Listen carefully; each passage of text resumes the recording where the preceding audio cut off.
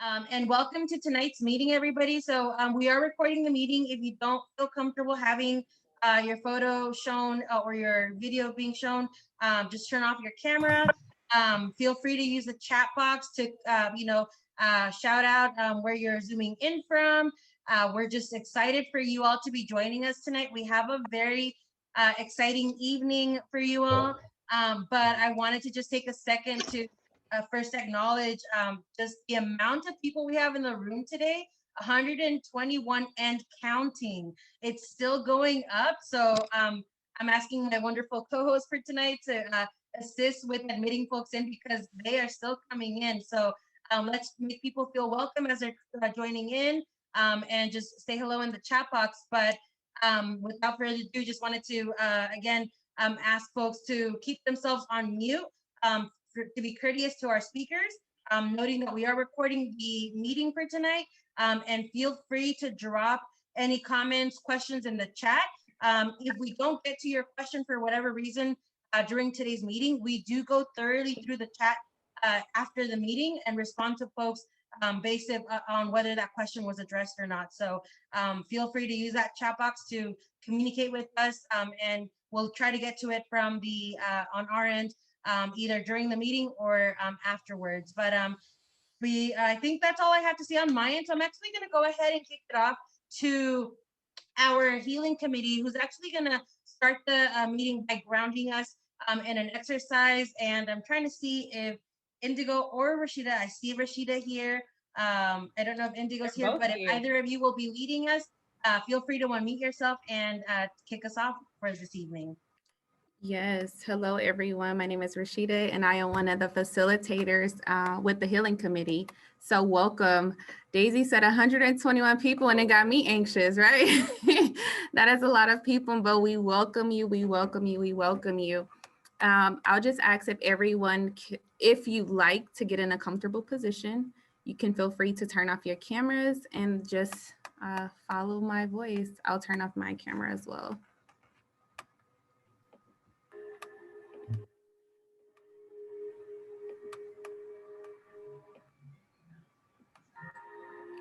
Okay. Wherever you are, I ask that you place your feet firmly on the ground. Get in a comfortable seated position. And close your eyes if that is comfortable for you.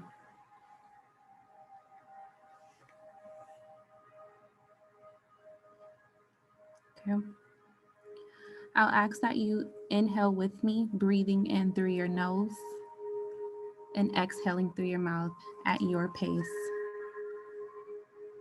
Taking a deep breath in through your nose, exhaling again out through your mouth.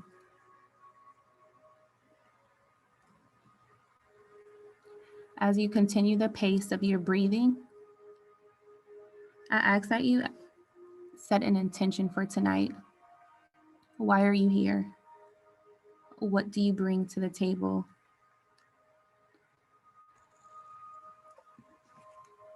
And if you're struggling with that answer, you bring a lot. You bring strength in this fight. You bring power. You bring knowledge. You bring wisdom. You bring insight. And as you think of those words and you inhale them, allow that to be the power that will guide us throughout this session on tonight. Deep breathing in, power. And exhaling with me.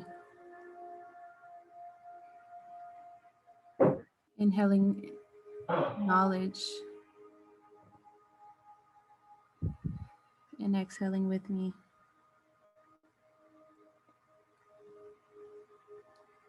Again, releasing all stress, all anxiety, all worries. Tonight, we will obtain more knowledge and more power to get us through the fight to end mass incarceration. And we're in this together. So as you continue to breathe in and breathe out, remember and hold on dear to everything that again is going to continue our fight: power, wisdom, insight, and most importantly, the support of each other. The power is within us: mind, body, and spirit.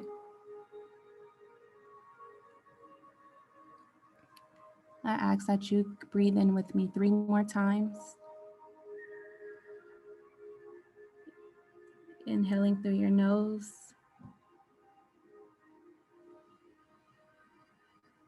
slowly exhaling through your mouth.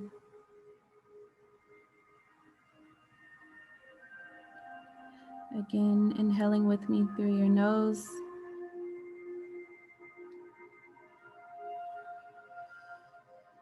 exhaling through your mouth. And this last one, make it very good. Breathing in deep. You are breathing in power, being reminded of all of who you are and all of that you possess. And exhaling any stress, any barriers, any challenges that no longer serve you in this moment. Asking yourself to be fully present during this meeting and allowing yourself grace and asking yourself grace when you need to take a step back. I thank you for joining this meditation with me, and I hope you all enjoy.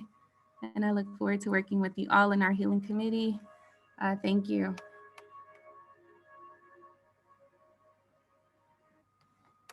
Thank you so much, Rashida, for grounding us. Welcome, everybody. If you are just joining us, just wanted to put a disclaimer out there that we are recording the meeting. Some people have mentioned in the chat that they are not able to stay for the full time. So this is the reason why we record the meeting. That way you can watch this at your leisure or if you need to rewatch certain portions. So we welcome you all to use the chat box to express your sentiments on the grounding exercise or any of the items that we'll be touching on today. But again, thank you so much, Rashida, for that beautiful exercise. And to quote Rashida, we are breathing in power. And that is what tonight is all about. So to get us started, before we jump into some organizational updates, I wanted to give everybody a warm welcome. I see a lot of first timers in the room. We are now up to 132 attendees. I think this is probably one of our largest member meetings to date. So welcome everybody. And we appreciate you being here and wanting to learn more about how you can also become involved in helping us end mass incarceration.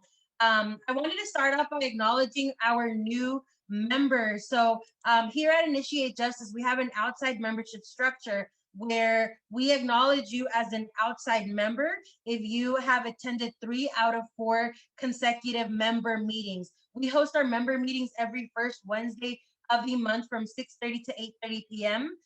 And so we have 10 new members for the month of March. So please join me in welcoming Adam, who's our former inside organizer, now on the outside, Andrea S., Angelique R., Connie C., Katie A., Mackenzie K., or as her students affectionately call her, Miss Mackenzie, Michael M., Paul, Sharon S., and Shayla I. All of these folks are new Initiate Justice outside members, so welcome. Congratulations. If you feel so inclined, use your reaction emoji to give them some celebratory hoot hoots. But welcome to the IJ fam. We'll be in contact with all of you via email about your new member welcome packages. But without further ado, I'm going to turn it over to my colleague and co-host for the evening, Antoinette, who's going to give us some organizational updates. Thank you, Daisy. Thank you again, Rashida, for that grounding exercise. I know I really need it because I hadn't even taken a moment to meditate today yet. So thank you so much. And Daisy, thank you. Welcome to all of our new members. We're definitely excited and grateful to have y'all in this fight and have your support as we work through some exciting campaigns and bills this year. So I just wanted to cover some organizational updates for us tonight, starting with some updates on our Institute of Impacted Leaders. So our Institute of Impacted Leaders is officially launching for the spring, where we are launching 4 cohorts this spring: Fresno, Long Beach, Orange County, and San Fernando Valley. So if you haven't seen on our social media yet, I wanted to take the time to formally welcome our new facilitators for the Institute of Impacted Leaders this season. So we have Crystal from our 2019, our last year's Inland Empire cohort. In 2020, we have Melinda from the same cohort, the Inland Empire cohort, Serafine as well from the IE, and then we also have Yolanda from our Sacramento cohort joining us in facilitating this year. So Crystal will be joining Taina in facilitating the San Fernando Valley. Melinda will be joining our outside organizer and champion, Zykia, facilitating the Long Beach, South Bay, LA area. Serafine will be co-facilitating with our returning facilitator, Graham, facilitating the Orange County cohort. And then Yolanda will be joining Monica and myself in facilitating the Fresno cohort. So welcome to our new facilitators. And of course, congratulations to our returning facilitators. We're super excited to launch these cohorts. We had over 200 applicants for our spring 2021 Institute of Impacted Leaders cohort. So tomorrow's our info session. For those of you who applied, make sure that you've RSVP'd for our info session for tomorrow night. If for any reason you completed an application but did not receive the invitation for our info session, please, please, please reach out to us. And I'm going to actually plug my email directly into the chat and let us know that you applied, but you didn't receive the invitation. There may have been something wrong with your email. We did get some kickbacks for mailbox full and things of that nature. So please email me. My email's in the chat if you applied but didn't receive the invitation for the info session tomorrow night. It's a requirement for you to be considered for a place in one of the cohorts. So again, congratulations to our new facilitators. We're super amped to start our spring cohorts this year. Some additional updates in regards to staff. So along with our new Institute facilitators that we also have some other staff updates. We have a new full-time program associate who has been hired. That is Michelle Cardenas. So Michelle, welcome. We're super excited to have her. She's been very pivotal in spearheading projects like our Mail Night tutorial video. She's now been hired as a full-time program associate with us. So welcome, Michelle. You'll be seeing, if you haven't already, emails coming from her, new things with our comms, our MailChimp and things like that. So that's awesome, and we're happy to have her aboard. In addition to that, we still have an open position that we're accepting applications for, and that's our deputy director position.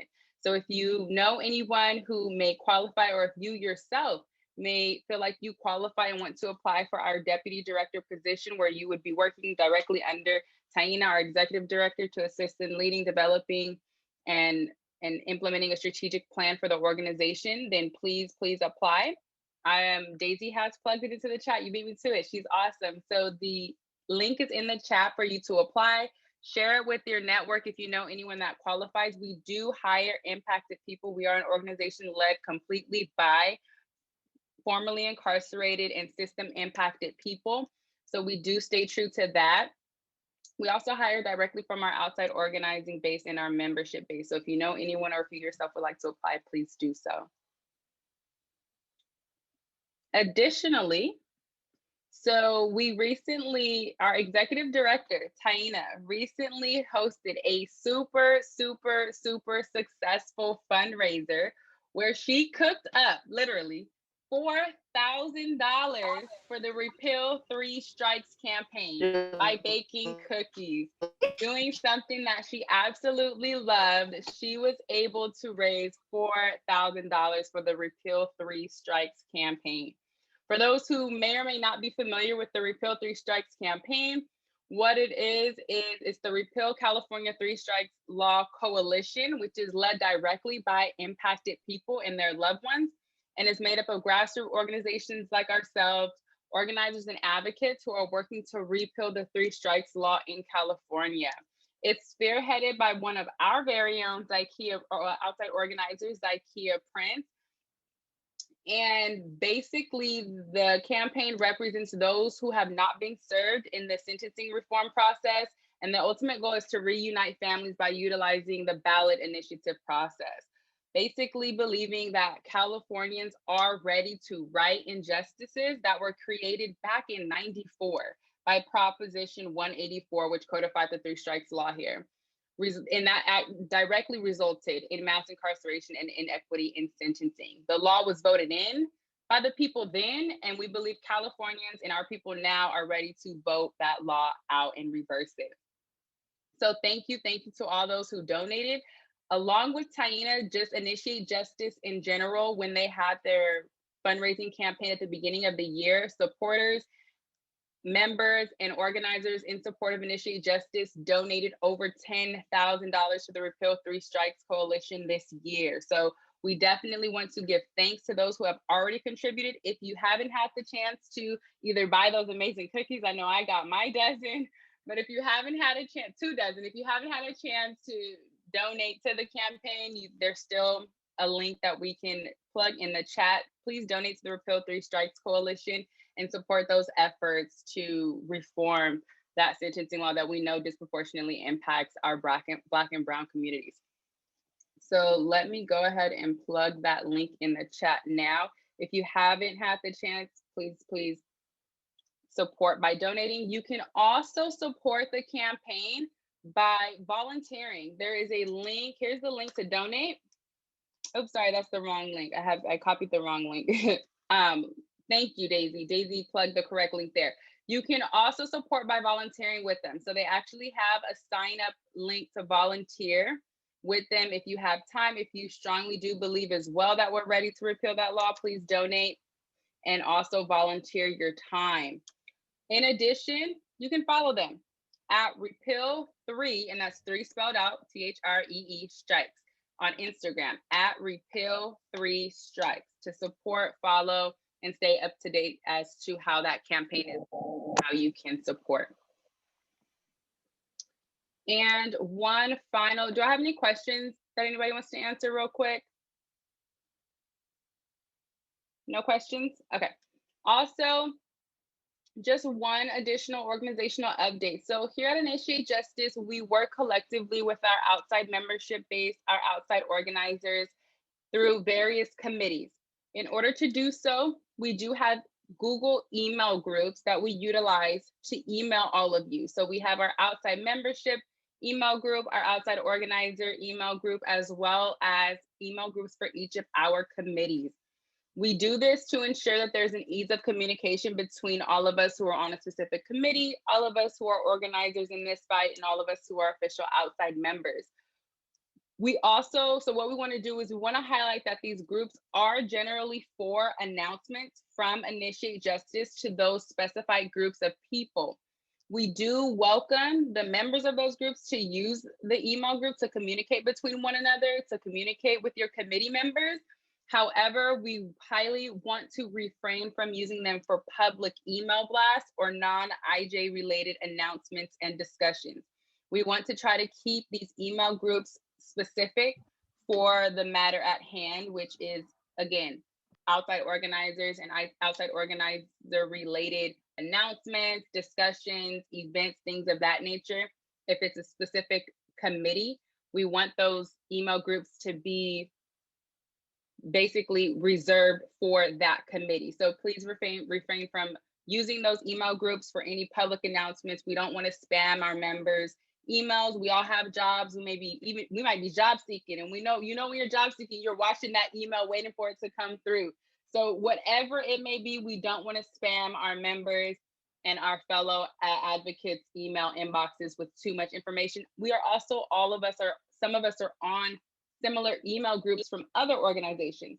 So we kind of don't want to, again, we don't want to spam each other's inbox, and we don't want to create any confusion as to what is Initiate Justice related and what is not.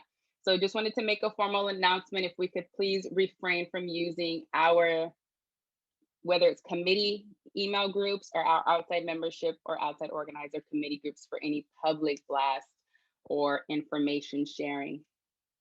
And that's all that I have for general organization updates. And I'm going to pass it on to our committees if there aren't any questions or concerns on what I've just talked about.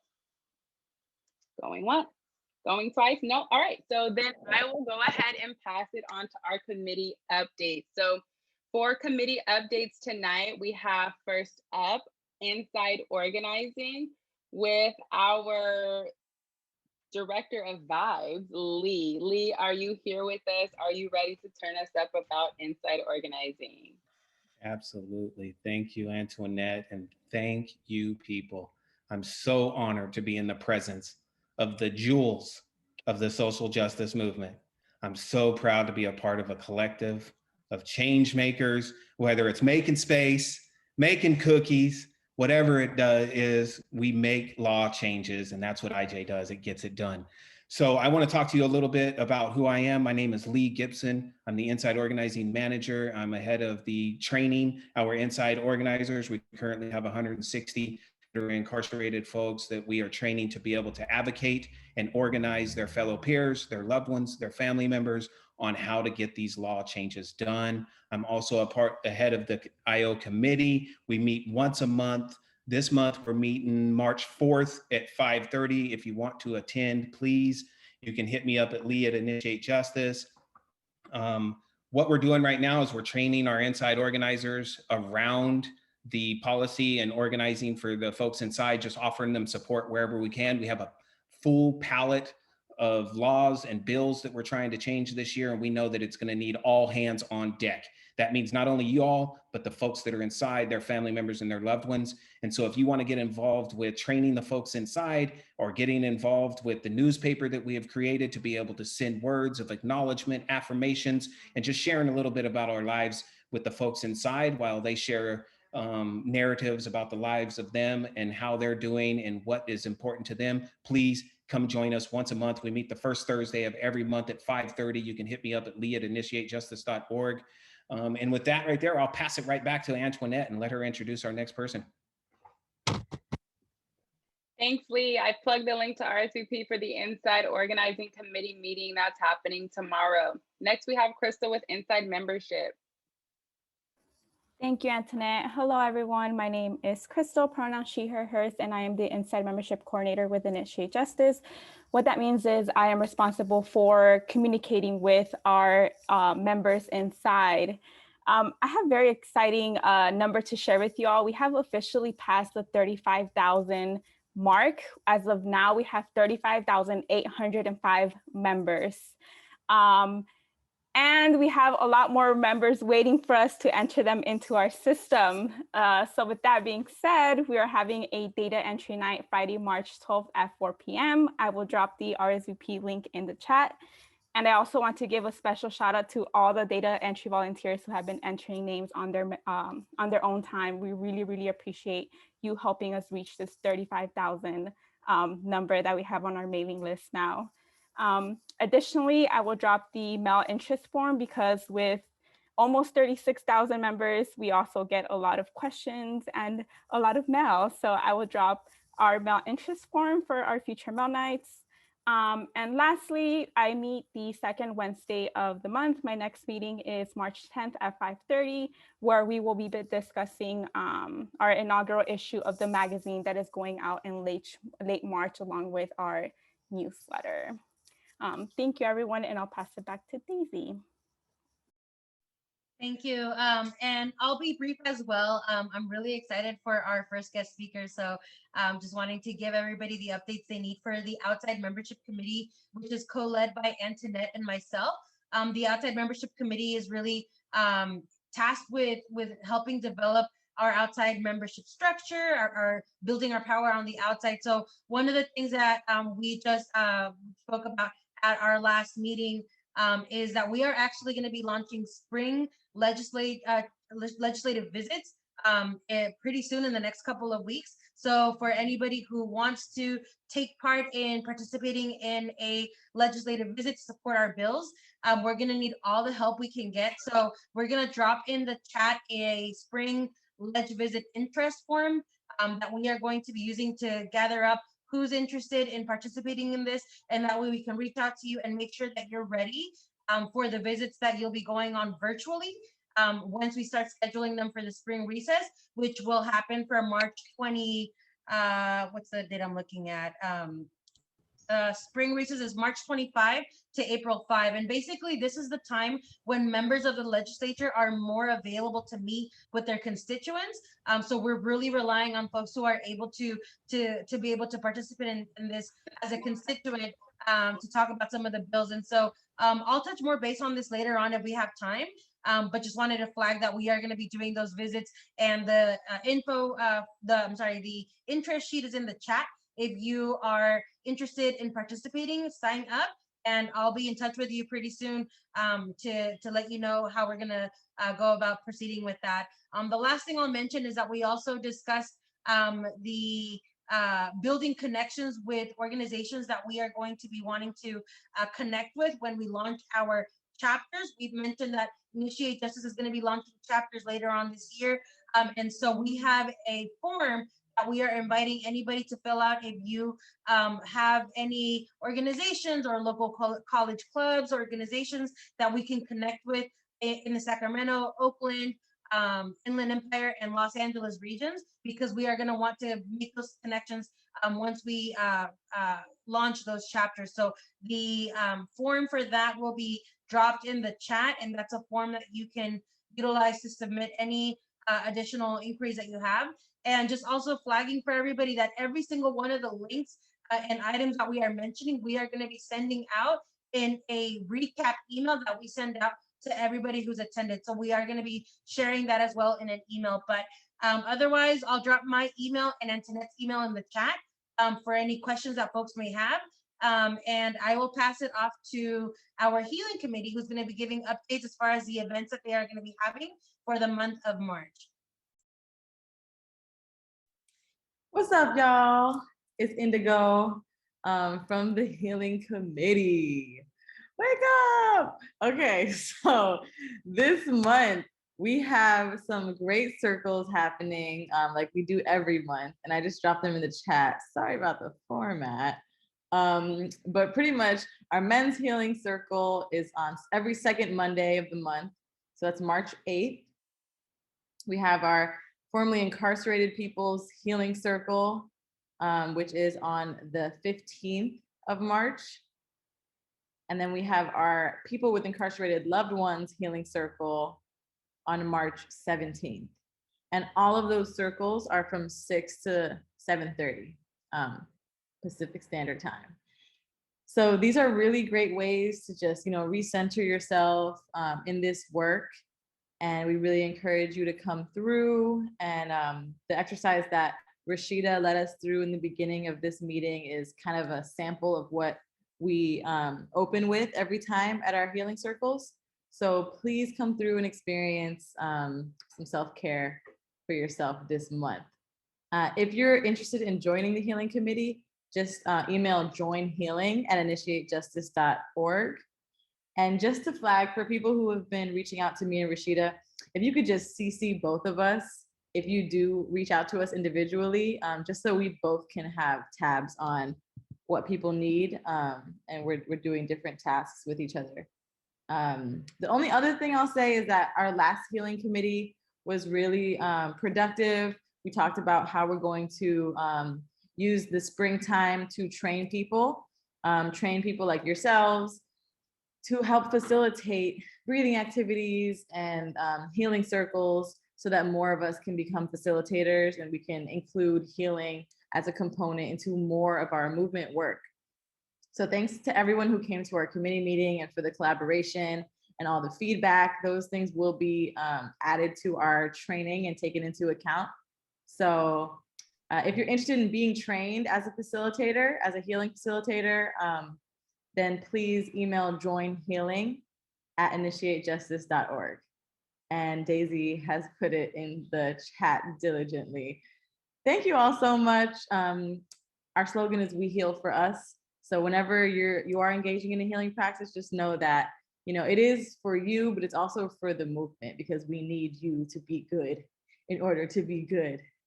Okay, back to you, Daisy.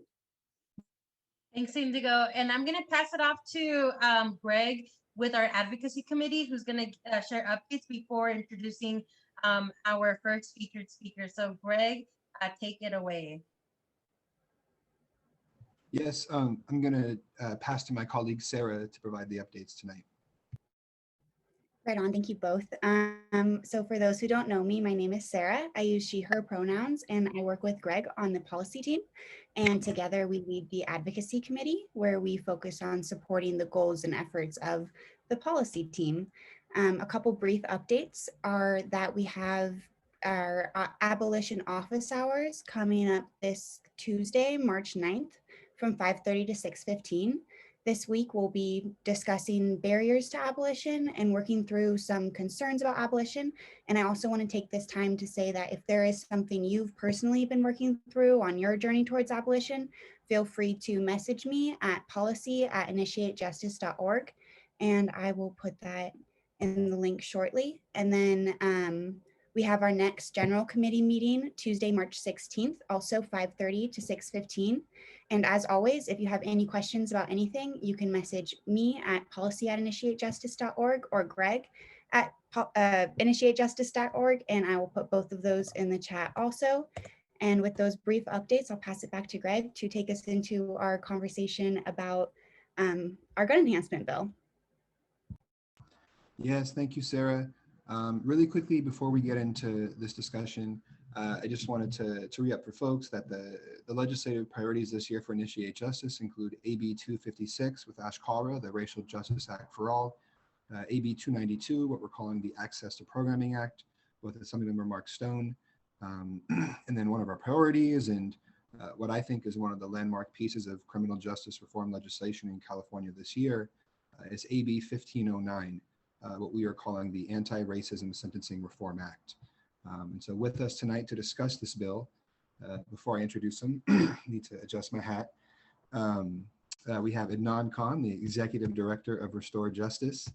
Restore Justice is a really amazing organization that is dedicated to ending extreme sentences in California, in addition to providing a lot of healing and restorative justice practices for folks who are currently incarcerated and for those in the community who are survivors. And they do a lot of great things. So in addition to Restore Justice, Silicon Valley Debug and SE Justice Group are the other co-sponsors of AB 1509. But please, Adnan, you want to introduce yourself and just tell us what exactly is AB 1509 and what is it going to do this year? Thank you, Greg, and thank you, IJ, and all the team for having me. I've been sitting here listening to all the updates, even though this is technically my second time here, because last time I was here, we talked about life sentences and extreme sentences. But just to see I mean, you all are doing such amazing work, the growth, the evolution, the expansion of boots on the ground advocacy. It's just, I'm really, really moved and inspired for real. Earlier, someone said there's 120 some people on here and I got really nervous. But after hearing all your updates, it's like, this is family. So I'm very, very happy and glad to be here, see some familiar faces and familiar names.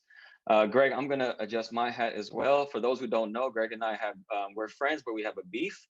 I'm from the Bay. Miss Betty, where you at? You mentioned Bay Area. Though I live in LA, my heart is in the Bay. But shout out to the whole California though, before I sound like a hater, right? All right, to the most important stuff, the gun enhancement bill. This is a very, very, in my opinion, in a lot of our opinion, an important bill this legislative cycle. And one thing that it does, just to give you a base, it attacks or our goal is to get rid of or significantly decrease the 10, 20, and 25 to life gun enhancement sentence that people get. So there's three things that DAs either leverage or if you go to trial and lose, you'll get an additional, based on on top of all the other stuff that DAs will charge you with, you'll get an additional 10 years, 20 years, 25 to life sentence for, they say use of a gun, and I'm gonna get to that in a little bit. You don't have to, quote unquote, use a gun, meaning discharge a gun. You can have a possession of it and then get that 10, 20, 25 to life enhancement. So the way that we were able to just some boring legislative process, what we wanted to do was completely get rid of the enhancements, just like we want to completely get rid of prisons. But unfortunately, we had to come in with a compromise because we had to get a majority votes in the legislature Simple majority is called, and Greg, please add or correct me if I'm getting this wrong. So what this bill would do, once passed, it would get rid of the 10-year, 20-year, and 25 to life sentence enhancement. But what it would do is it would give 1, 2, or 3-year enhancement instead of the 10, 20, 25 to life, specifically for the gun. It is retroactive. That's something none of us, our co-sponsors, Initiate Justice, Debug, SC Justice, we're not budging on. We're gonna, if they say that, hey, we want to not do retroactivity, we're out. Am I right, Greg? Like, we're not even negotiating. Yeah, we're not negotiating retroactivity. So every bill, in my opinion, has to be retroactive. None of that makes sense if it's not, or else I literally wouldn't be here if bills weren't retroactive. So that's the idea, is that it's an additional time that people get. So it's not like, and I'm gonna talk about like counter arguments here in a bit, like what DAs or opposition will say. So I'm gonna kind of skip that, but who does it affect? As we know, with anything in America, any institution in America, particularly our carceral system, it affects Black, brown, and poor people. But the gun enhancement, Greg, we don't have the chart up right now, but the gun enhancement bill, I'm gonna try to pull up the exact numbers. 89% of people that are in California prison right now, 89% are Black, brown, Asian, or indigenous. So basically 11% are white. 89% are non-white, serving a 10, 20, 25 to life enhancement. Now, that's not saying white people don't use guns. This is saying that white people don't get gun enhancements. So again, just like anything, it is a bill that is racist, and it's reflective of our title, the Anti-Racism Sentencing Act. Specifically, 45% of people that are in California state prison right now are, I'm reading this, are Latinx. So that's who it actually affects the most. 45% of people in California state prisons under the gun enhancement bill are Latinx. 36% are Black in California state prison, and they say 8% are other, which includes Asian, indigenous, / non-white. So again, 45% of people in California state prison are Latinx that have the 10, 20, 25 to life enhancement sentence. 36% are Black, 8% are Asian, indigenous, or / other, which means non-white. So again, it's reflective of the racism and all the carceral stuff that takes place anyways. How many people are affected in total in California state prisons? 40,000, above 40,000 people. I'm trying to pull this up here. One sec, sorry. The numbers, I think accurately, is around 42, between 42 to 43,000 people right now in California state prison have a firearm enhancement. That is, and if there's 100,000 people approximately in California state prison right now, it's 40% of people that are doing time in prison in California have a firearm enhancement. Now, the second thing in terms of enhancement in sentencing is second strike, then it goes down to nickel prior, 1 year prior, great bodily injury. Those are like enhancements that other people have. And they get lower and lower in terms of how many people are affected by that. So once again, the most common sentencing enhancement is firearm gun enhancement, with 42,000 people right now doing time who are affected by it. So the historical context of this law, it starts from the use a gun and you're done law. That's literally what they called it in 1997. Greg, you want to jump in? I was just going to say I was 2 years old when this law was passed, and I'm sure like many other people here on the call, a lot of these laws predate us, but there are people in prison today who've been down for longer than I've been alive because of laws like this. So yeah, please, I didn't want to interrupt. No, you did it, man. But thanks for aging everybody else. I appreciate just shaming whoever wasn't born around that time, or who was, alive, just for shaming them for being alive. Greg, good job, man. Sorry, I hope this is not gonna go on all night. That's what we do. Greg, I'm gonna try to be more respectful to you publicly. Just to throw it out there, Greg and I officially, we met when I was still incarcerated. He came to San Quentin State Prison, and we spoke for 3 hours, I think, going around the facility while I was still incarcerated, serving a life sentence. So, and then Greg reached out to me, or reached into me, wrote me, we wrote back, and then he advocated for my freedom, obviously, and here I am, and here we are now on Zoom. So that's why I'm saying we have history, and I just want to build that context. um, the youngster. So going back to the history, the historical context of this gun legislation came in 1997, called a "Use a Gun, You're Done" law. Earlier, you heard about the 3 strikes and the amazing cookies that Taina baked that were bomb. Apparently, I didn't taste any, but I'm looking forward to one day tasting those 3 strike cookies. But the 3 strikes law in '94, in about 2 or 3 years later, they created this "Use a Gun, You're Done" law.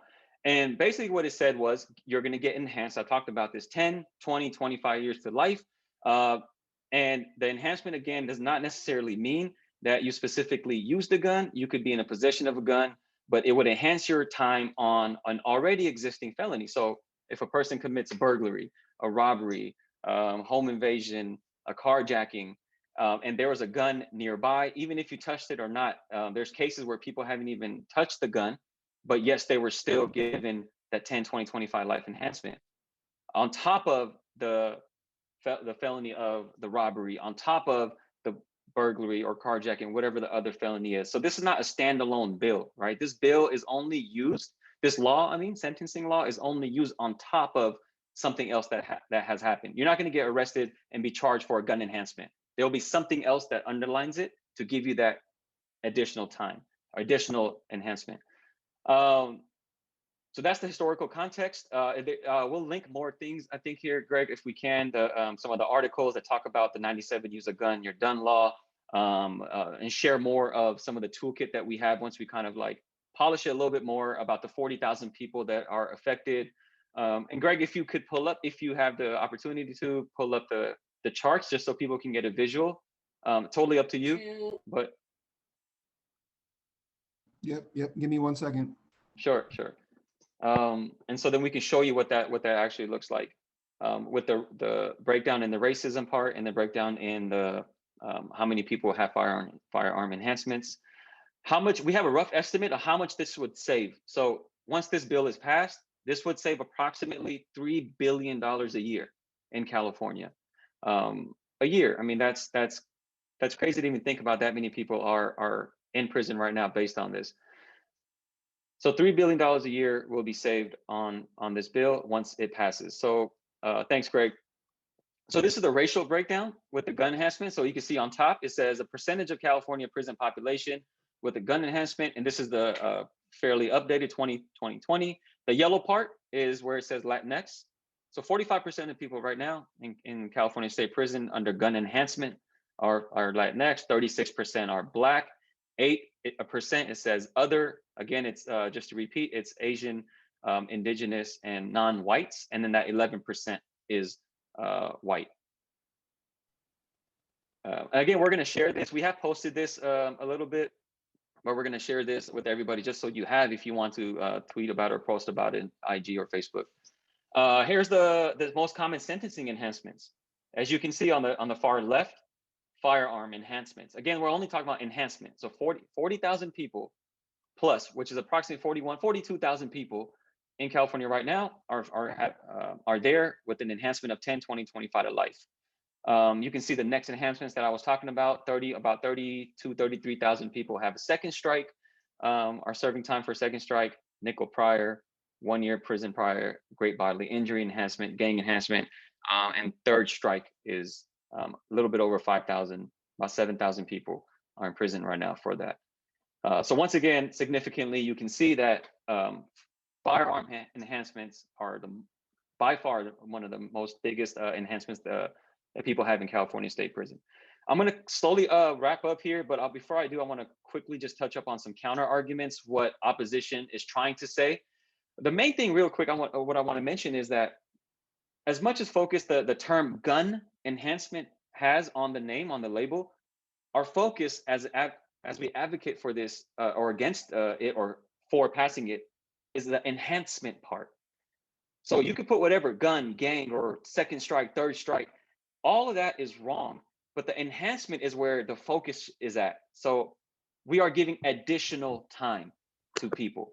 We are giving enhanced time to people. That's where the focus of and as we know, prisons in general are abusive, they're violent, they're state violence, they're not for public safety. but the enhancement itself are just an excessive abuse, right? You're already sentencing people to whatever. I have a friend who has 15 years to life for second degree murder, and he has 25 to life for the gun. And so one of the counter arguments is that this is a get out of jail free card. 40,000 people are affected. This is a get out of jail free card. Sadly, that's not 100% true. I wish it was. I wish it was true that if and when we pass this gun enhancement bill, that 40,000 people that we talked about will get out immediately because it's retroactive. Sadly for us, that's not actually true. One reason that's not true is because people are still doing their base time, right? So if, for example, my friend that has 15 to life, he still has to go, when this bill passes, that 25 to life will get taken off his sentence. And I'm thankful for that. I would be thankful for that. However, he has about 13 years in. He still has to do another year or so to go to the parole board because he has to complete that 15 to life sentence and then go to the parole board and then hopefully get found suitable when the parole board has an 80% denial rate approximately in California. And then the governor has to once again sign off on that, and the governor can veto it. So in that sense, when people have, what about violent, quote unquote violent, and again, I'm not talking about how we talk, I'm talking about the counter arguments that we're going to be receiving. It's again, not an immediate get out of jail free card. People still have to finish their base sentence. If a person has 6 years for a robbery and 20 years for the gun, they would get 20-year enhancement off. They would have to still complete the 6 years if they have not, right? So we want to make sure we identify that not everybody's, sadly for us, is going to get out once this passes. But it will take the 10, 20, 25 to life off. The other part is that there still is the 1, 2, and 3 enhancement. It's not like they were completely eliminating. I wish we could have. That was our initial goal when Greg and we all talked together. But because of the legislative complications, we had to give a number, and the lowest we could give was 1, 2, and 3 years to combat that 10, 20, 25 to life. And hopefully down the line, we can get rid of all prisons, but all enhancements in general. So that's the other part of that argument, get out of jail free card argument, that 6 years that I talked about, if the person got 6 years for robbery, 20 years for the gun, they would have to complete the 6 and then the 1, 2, or 3 additional years, because they will still get, sadly, 1, 2, or 3 years for the gun enhancement once this bill passes. The other counter argument is, wait, but this law is about gun control. This is a gun control law. Well, it's not a gun control law, because gun control laws aim to restrict and regulate the sale, the purchase, or the possession of firearms, and specifically through like licensing, registration, what type of firearms. Those are like, when you see all the gun groups, they focus on that. They focus on that type of gun control, I guess, advocacy. So again, to restrict or regulate the sale of guns, the purchase of guns, who can buy them, who can sell them, background checks. Those are the things that work on. This is not a gun control law. This is an enhancement on a sentencing law.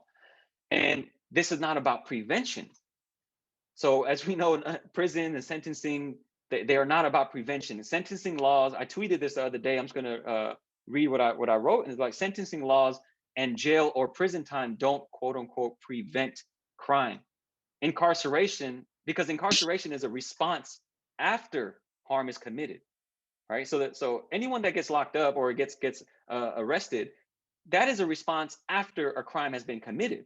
So the thought of incarceration or a sentencing law to be a prevention is illogical, because the crime has already been done. The harm has already been done. So there's no such thing as gun control or prevention in this bill as the counter arguments come at us.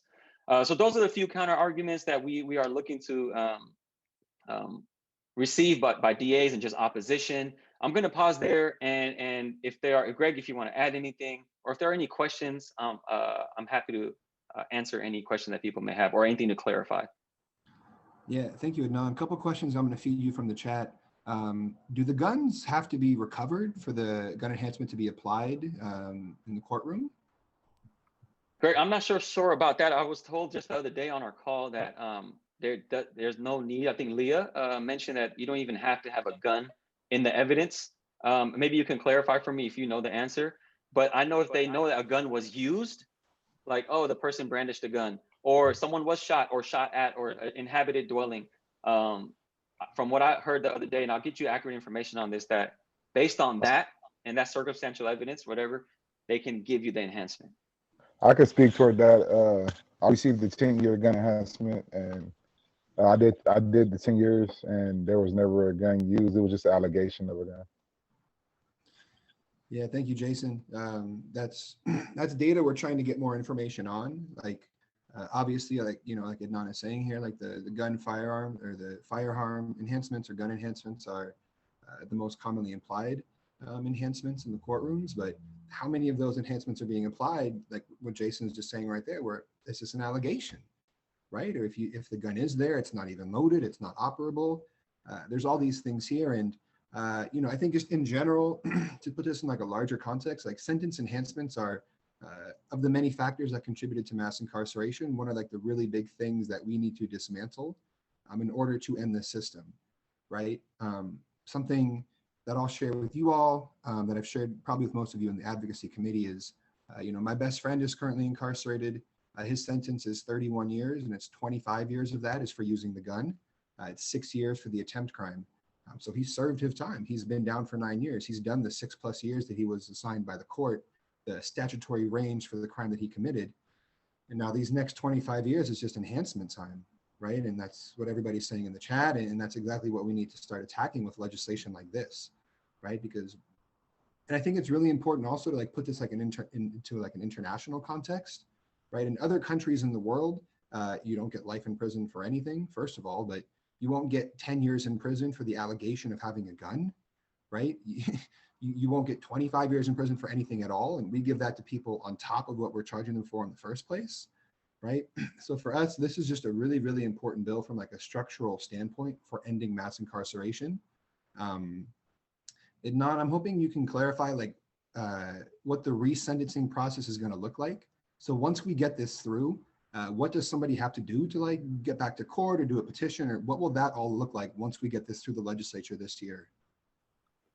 Yeah, we're trying to model the same thing we did with 1437, which means that we're going to a very easy process to file a petition on your own and into the courts for resentencing. And so what that would look like is there'll be like, and I can only speak in reference with the felony murder petition that we had. And those were like quite literally check boxes, yes or no questions, maybe a question or two to just that requires an answer of a sentence. You submit that to your county of conviction.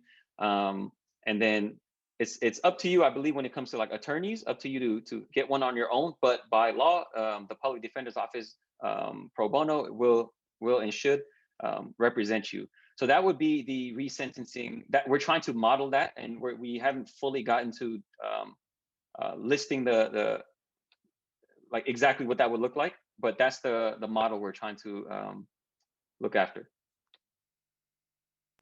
Yeah, thank you. And Adnan, just another question about how can somebody support this bill? What are the most helpful things to plug into on the grassroots level? Yeah, it's going to evolve, right? What we'll need, and because this is, and Greg, we talked about this, how this is like sensitive bill, sad to say, shouldn't be, after everything we've listed out with the racism and the, how many people are affected. There's going to be a lot of pushback, and which means there's going to be a lot of hesitancy with legislators. So I think one of the things that we can do is at the very base, we want to continue to raise awareness and kind of raise a fuss. And since it's a pandemic and social media has been a great tool to message and to just start conversations and talk about and educate people on, for example, the 89% of people, 40,000 people are in prison in California with gun enhancement. 89% of them are Black, brown, and non-white, right? Just educating that, but also like either tweeting or posting on Facebook, Instagram about the enhancement part. Just, we want to highlight enhancement, that this is a severity in abuse. This is abuse upon abuse, right? So you're already getting the charge, like Greg, like your friend, right? You're already getting the charge for the underlying, whatever the commitment was, and you're getting more time. And not just like 1, 2, 3, 4, 5 years in terms of like what it exists right now. It's 10, 20, 25 to life. So that's what we want to continue to highlight and message first and foremost. We want to just message that, and staying more and more away from the gun, the word gun, because that's like such a trigger word for, especially after the Capitol insurrection and all that stuff. There's way too much sensitivity towards it, even though there's a bunch of white people that did that, right? And white people don't get gun enhancements. But we want to focus more on enhancement, sentencing abuses than anything, versus gun. Right. So when you message, I would encourage everyone to message that way.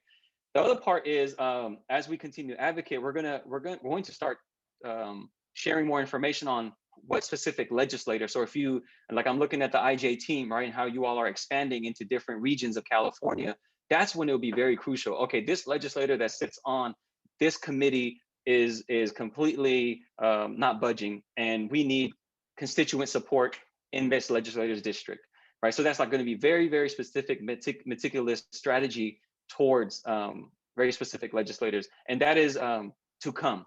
And so kind of like we're going to try to do our part as much as we can to provide you this updated information as we get it, and that way we can organize towards that specific direct action. What about, is it, I know this is for gun enhancement, but what about for knife enhancement? Is that going to be part of the bill? No, not this bill. This is specifically under the penal code, targets the gun enhancement, firearm. Okay. Well, it'd be nice if that was included in it, because that's another weapon. Yeah, there was, when we looked at, oh, Greg, go ahead. Oh, no, man, please. When we initially put this together, we wanted to just do enhancements in general. So we got the some lawyers to look at it, and how do you get rid of all enhancements, not just gun, not just gang or 3 strikes, just how would you do that? And there was like broken down in different sections. This is how you get rid of gun enhancement. You can get a simple majority through the legislature without going to the voters of California. Gang enhancement is done this way, or a certain way. And I believe a knife enhancement, I'm not sure, I think it carries 1 year enhancement or 2 year enhancement. And I think the process was different, if I'm getting that correctly. We wanted to add more enhancements, but we sadly, because the bureaucracy, we had to settle for this. Yeah, no, that's exactly right, Adnan. And of all the enhancements we're looking at, right, you on that chart, right, you saw 3 strikes as a type of an enhancement, gang enhancements, obviously. A lot of those enhancements were approved by the voters, again, not to date anyone, but in the 80s, 90s, and early 2000s. And kind of like as a rule of thumb, if the voters approved it, they need to disapprove it, right? So as Antoinette was saying earlier at the top of this meeting about the repeal 3 strikes that we're working to get on the ballot in 2022, a lot of these other really harmful enhancements cannot be changed through the legislature, right? Except for what we have here with AB 1509. And I really think this is like a really, really golden opportunity for us, right? Where we're literally talking about the most commonly used enhancement, and it was put on through statute through the legislature in the late 90s, instead of being approved by the voters at some point in a different proposition, because it makes it easier for us then to get it through and to change it and reform it. I don't think it'll be easy to imply that, but I do think that the path for reforming the gun enhancement laws is a 1-year bill instead of a multi-year effort trying to get something on the ballot in 2022 or 2024, which we ultimately will be doing for things like 3 strikes, gang enhancements, LWOP, death penalty, things like this.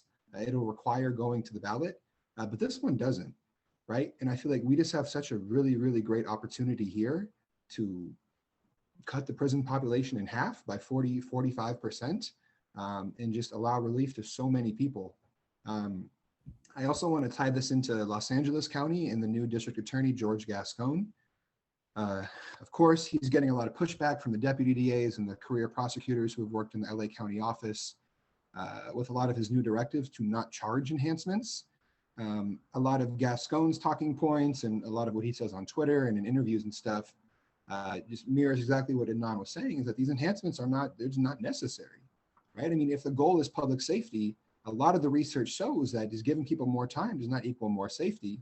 And in some cases, giving them more time leads to less safety, in addition to just the crazy, costs of incarceration, right? If it's about Jaime, I'm seeing your kid right there showing up on the chat. In addition, to the $85,000 per year it costs to keep somebody in prison, that's about $5 million for giving somebody a life sentence. And what Adnan said earlier, $3 billion in state savings, that may be a low estimate. It might be even more, right? So if the goal is to be deterring gun violence and things like that, imagine if there was $5 billion that could be put to that in the first place by not giving somebody a life sentence on the back end. So there's just a lot there. Adnan, I know you have a really great toolkit. It's pretty close to share, or can we share it maybe after this meeting with folks? I think Phil is just working on one little more portion about how as formerly and or currently incarcerated person can advocate for this bill, because I think it does if you were impacted by the bill and what like the opposition will say to you if you're publicly advocating for it. So I think he's just adding that portion to it, and then it'll be ready to go. Our goal is by Friday. Which is in about, hopefully by tomorrow, but Friday is the deadline. And everybody should have it. Everything that I mentioned today, the graphs that Greg shared, they're actually already posted on IG and in Twitter and Facebook, I think, but just so everybody has it in one place, it should be ready to go in a day or two. Yeah, right on. And to that point, please make sure that you are following Restore Justice on social media, also SE Justice Group and Silicon Valley Debug. All of our co-sponsors here. That's probably the best way to get like instant information from all of us, right? Is to just be following us on Instagram. We'll keep you posted on where the bill is, what help it needs. And for folks who need to reach out more, I'll put my email in the chat. It's just Greg at Initiate Justice. We can always set up time to talk about this and just ways to plug in. I also want to emphasize that like, there's no like action item that's like too small or like insignificant, right? So like if you're just sending out a tweet, or you're just making one call, or you're just sending one email, like that is very significant, right? Like that is helping us end mass incarceration and help us pass this bill. So I don't want it to seem like, oh, well, they just want me to put out a tweet or post something, because that simple action is what creates the ripple effect that helps us build this movement and pass this law in the end. So that toolkit, like I said, is going to be coming really soon. It'll have a lot of like great tweets that are just ready for you to throw out there and to tweet about and just start these really great conversations. And again, just to reiterate, when we talk about this bill, we want to be very careful and very strategic in the sense that, we want to avoid guns and firearms as much as we can, right? And we want to play to the arguments that work best for us, right? So Adnan and I were speaking earlier today about the systemic racism. Right? When you're only giving gang enhancements, or 89% of the time, the only people getting the gun enhancements are people of color, that's what institutionalized racism looks like, right? And so I don't believe there's an effective counter argument to that, right? When you talk about guns and firearms, the opposition can use fear mongering. They can use the old tactics that built mass incarceration in the first place. But those old laws and policies are what built up this racialized oppression that we're seeing with mass incarceration in the first place. And so if the gun lobby and the NRA and other organizations want to come out as opposed to AB 1509, we want to be putting them in the difficult position of answering, yeah, well, why are you only giving it to people of color? Or 89% of the time, you're only giving people of color these gun enhancements. So there's a lot for us to do, of course, to make sure this bill is successful.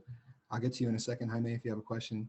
And again, I just really want I know a lot of people here in the chat are talking about their family members and their loved ones who have these draconian sentences because of the gun enhancements. And if your loved one is comfortable, we would love to look at some of these stories and use it to really put them in the forefront of this campaign, right? Because you can hear from us, we can talk about the data, the statistics, and all the evolving understanding as it relates to the criminal legal system. But I think the stories are really what's going to be the most persuasive, right? So if they can hear stories like my friend, like people in the chat. I mean, just hearing Jason's, right, Greg? Just when Jason, bro, when you just spoke, like that was simple. You just said like 2 sentences and that was like, whoa, there wasn't even a gun there and you got that enhancement. That's crazy, right? Yeah, if I may, I'm kind of triggered by this, and I see my friend Lee picked up and he messaged me right now. But I'm kind of triggered by this, and I appreciate you guys. It's like I think it speaks more toward justice. And the reason why I say that is because a lot of people who haven't been in that position, they don't really understand like the way these enhancements are used. These enhancements are pretty much used just to, as a form to, just to strip away your right, basically, to go to trial and fight for your name. You know what I'm saying? So what they do is basically the DAs, they use it as a mechanism to, you know, like if something happens or whatever, you're arrested and accused of committing a crime. Basically, what they do is they overcharge you, and then for every charge that you have like 5, 6, 7, 8 enhancements. For instance, I had 8 felony counts, and of the 8 felony counts, I had 5 enhancements. The first enhancement was 10 years, 15 years, 25 to 400 years of life for each charge. So, when you go in your pretrial format and it goes from, okay, well, you're looking at 450 years to life versus take this 13-year plea bargain, you don't really have much of a choice, especially if you're come from a background you can't afford an attorney. So it's so much that goes into this, and I appreciate you guys. Once again, the team's on the right path, and it's the bigger justice. Like it's the justice system is supposed to be able to give a sentence or a punishment equivalent to the crime that was committed, and in most cases it's just, well, how many years can I give out to make myself look good on my resume, and strip people away their rights. So like I said, I appreciate you guys, and I just felt like I had to say that, but thank you. No, Jason, man, I really appreciate that. And again, love the hat, just to throw that in there too. But no, I mean, that's exactly right. I mean, when you hear Jason telling his story like that, I think it makes harder for any legislator to vote no on this bill, right? At least gives them more pause. And Jason's story is, unfortunately, there's thousands and thousands of more, right? And I see everybody in the chat here is saying that their loved one would be willing to speak out on this. And I think collecting those stories is going to be so important. So I put my email in the chat. It's just Greg@Initiate Justice.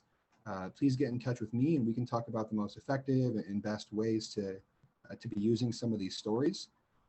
Because again, that's just ultimately, I believe that's going to be the fulcrum of success, right? Is that the legislators, for them, if this is an abstract issue, then let's bring these stories and just put it right on their desk so they can't ignore it. But I know we've been talking for a while, and I know there's probably questions and stuff. So please in the chat or unmute yourself. If folks have some questions, we can maybe spend a few minutes on that. Aren't some of these enhancements also another way for them to keep the prisons full and the money coming in and everybody employed? Yeah, that's exactly right, Susan. I mean, that's how you sustain mass incarceration. And Adnan, you want to jump in on that? Yeah, it's interesting because mass incarceration, like, right, how I think about it is like, and what I'm learning as well is also mass criminalization, right? That feeds the incarceration. And so I don't believe, like there's a specific number I want to reach the prison system and I'm good, right? In terms of the number of people. But in order for it to succeed, you have to criminalize people. You have to make things not just against the law more, but punish you further with time. Anything that's linked to, if you look at like the history of sentencing, it's linked to like work and labor. So for example, a person would have to, in the 1800s, for example, late 1800s, get arrested for jaywalking, right? Obviously a person would be Black, they would get arrested for jaywalking, get sent to a plantation that they were probably just freed from, or their family was just freed from, and they would get a 6-month sentence because of harvest season, 6 months or 12 months, or right, like whatever that number was based on the labor that was needed.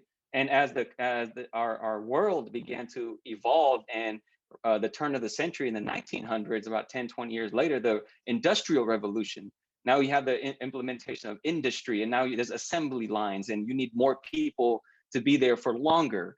And then you come all the way into the 80s and 90s, and it just took off with the privatization of prisons. We're no longer growing food here. I'm not saying that happened anyways, but we're not using the land. We're gonna pay this company to bring the food inside, and we're gonna pay this company to do such and such. And that's when the privatization came. And those companies, to keep their business going, like Aeromark or the GTL phone company, they want people to be in prison longer because it helps them get money. And so they have the money, they lobby for longer prison sentences.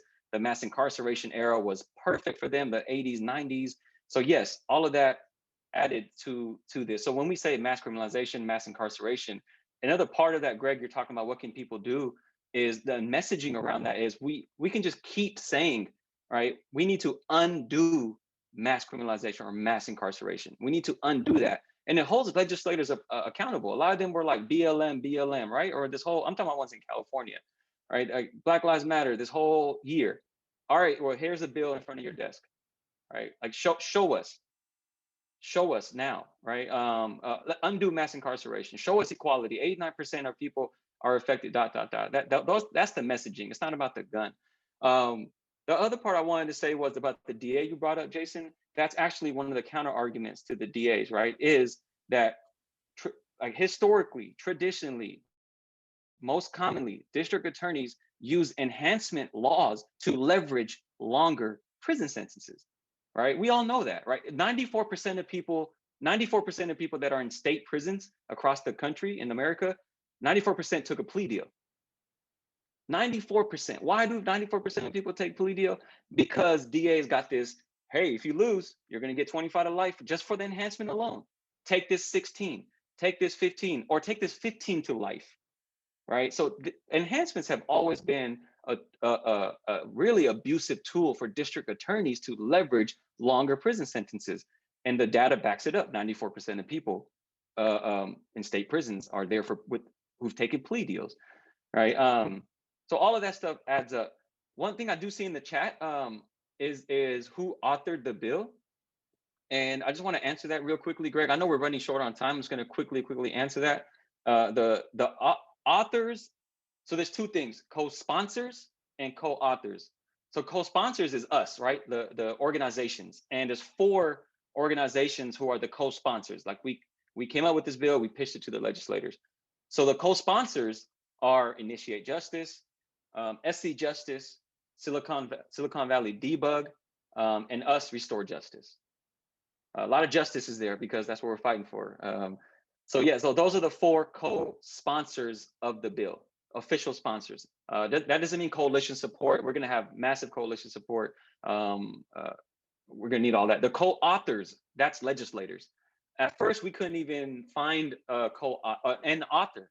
Or forget co-author, right, Greg? Like we were like, we just want someone to put their name on this bill. We just want to get this up and running.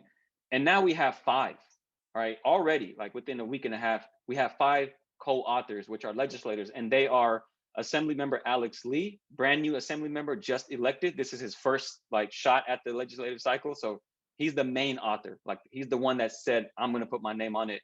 I'm progressive, abolish this stuff, right? Like he represents the San Jose, Silicon Valley area. So it's Alex Lee, the main guy, main person, Senator Wiener, Assemblymember Carrillo, Assemblymember Kalra, and Assemblymember Stone. Those are the 5 co-authors. Yes, we should have announced that from the jump. You always got to show love to your authors. And yeah, I do believe that's just going to increase as we get through various committees and more folks get on board. So I do know, just keeping an eye on time, I want to wrap us up. So Adnan, I just want to thank you again for your time. How can people get in touch with you? How can they follow Restore Justice? I think someone just linked Restore Justice in the chat. I looked at it. I can do it again. And you can, if you want to specifically, it's in the chat, just contact Restore Justice. Or you can follow me on, I'm not on Facebook or Instagram anymore. I'm on Twitter at acon1437. And you can find me on Twitter there. But just because we're right on time, I think Restore Justice is in the chat and you can follow that. And thank you, everyone. Thank you, IJ, for even having me, for allowing me to ramble for about 50 minutes. But you all are like super inspiring. Like I said in the beginning, just listening to all the intros and all the updates whether it was about cookies or not, I was super inspired, and I'm just like I'm glad to be part of your community and our community. So thank you, and love you all.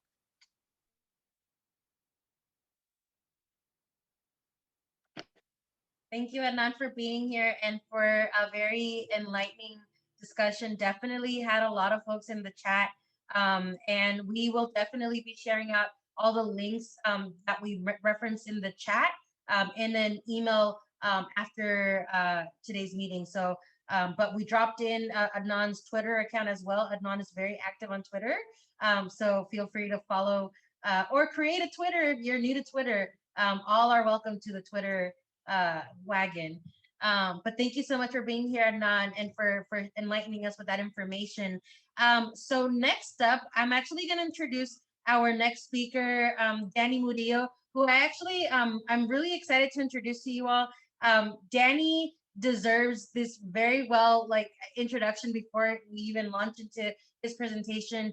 Danny's formerly incarcerated, and so I just wanted to give you all an overview of who you're going to be hearing from in a moment, to really set the stage for Danny. So originally from Norwalk, California, Danny Murillo graduated from Cerritos College and transferred to the University of California, Berkeley, and graduated with a bachelor's degree in ethnic studies.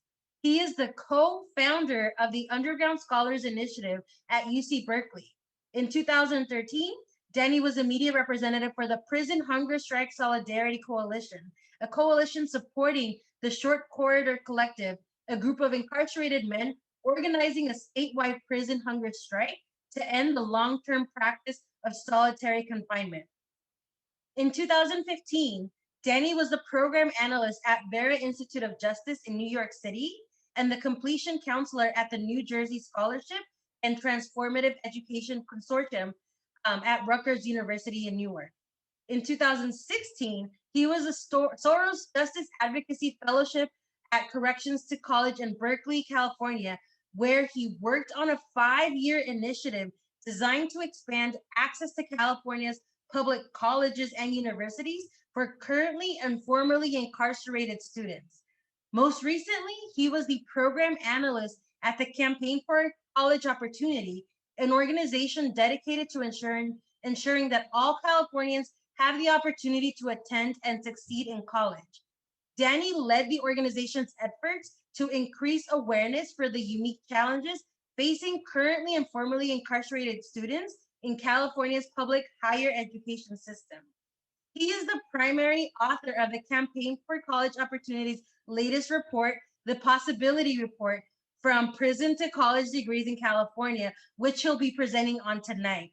Currently, Danny is a graduate student in the Social and Cultural Analysis of Education program at Cal State Long Beach. So without further ado, Danny, feel free to unmute yourself while I get the presentation on the screen, but thank you so much for joining us. Thank you. Good evening, everyone, and thank you, Daisy, for your introduction. I really appreciate that. I didn't think you were going to read the whole bio, but thank you. And you know, I really appreciate that you kind of talked about some of the work that I've done, right? In particular with the hunger strike, right? I always reference that as like one of the pivotal moments in my life that kind of really allowed me to understand that we have power, right? Whether incarcerated or formerly incarcerated, that there is power and collective unity and solidarity, right? And that for me to be part of the hunger strike movement on the outside, you know, I had been home already 3 years or 2 years about the first time the hunger strikes, the last hunger strike started. And so for me to be a part of that and be one of the organizers out here was an honor, right? And something that continues to influence my work as a prison abolitionist, but also recognizing as a formerly incarcerated person, as someone that was in solitary confinement, the importance of being able to engage in policy advocacy that are going to take incremental steps towards an abolitionist world, right? And not just, you know, continuing to further push back the work that we could be doing. And so I really appreciate being here today with y'all. And so with that said, It is an honor to be here this evening, to present the Possibility Report from Prison to College Degrees in California. This report is made possible with the support from the Art for Justice Fund and the Mickelson 20 MM Foundation. This report aims to highlight the current state of educational barriers for current and formerly incarcerated Californians, making higher education accessible for all Californians, mean illuminating and strengthening the pathways to degrees for the nearly 650 Californians who are incarcerated on parole or probation. Next slide, please.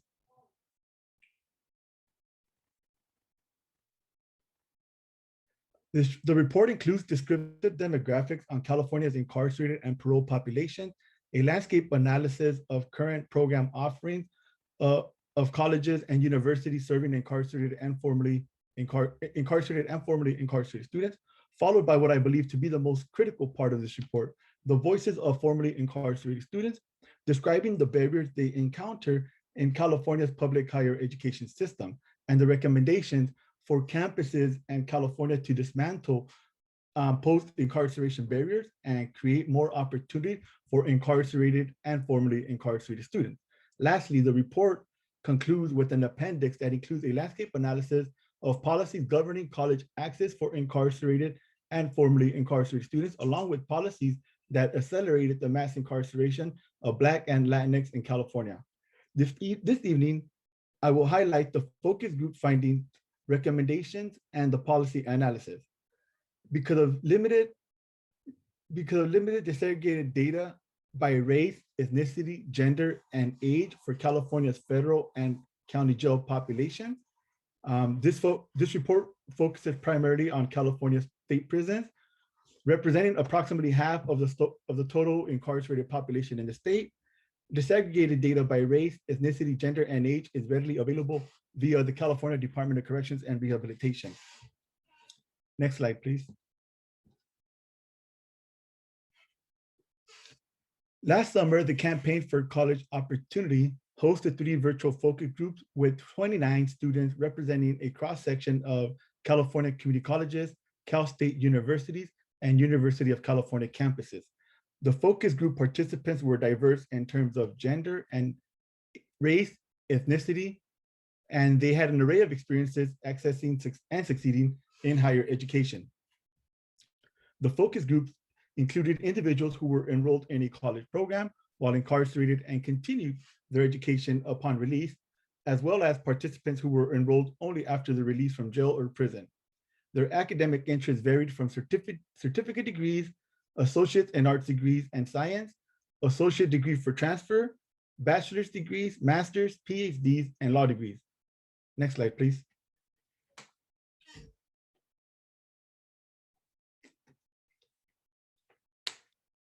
Although our focus group participants had a diverse set of life experiences, 5 common themes emerged from all 3 focus groups.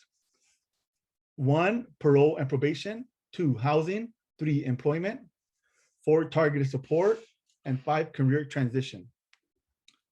Some of the barriers focus group participants described connected to the 5 themes included the following. For instance, for parole and probation. For the most part, participants in the focus groups described probation and parole officers as unsupportive of their educational aspirations and goals. There is no centralized policy guidance on managing and supporting formerly incarcerated students on parole and probation. Why? Hopefully we could talk about that in the Q&A, but it's important to understand that the way re-entry funding is distributed to parole and probation is not meant to prioritize higher education. 2, housing. Many students share that transitional housing conditions require that an individual is not a full-time student, and sometimes they can't even be a part-time student, or they are not allowed to apply for affordable housing because they had an ankle monitor and or felony convictions. Many of our focus group participants shared that they had lived in vehicles during their educational journeys and were often homeless.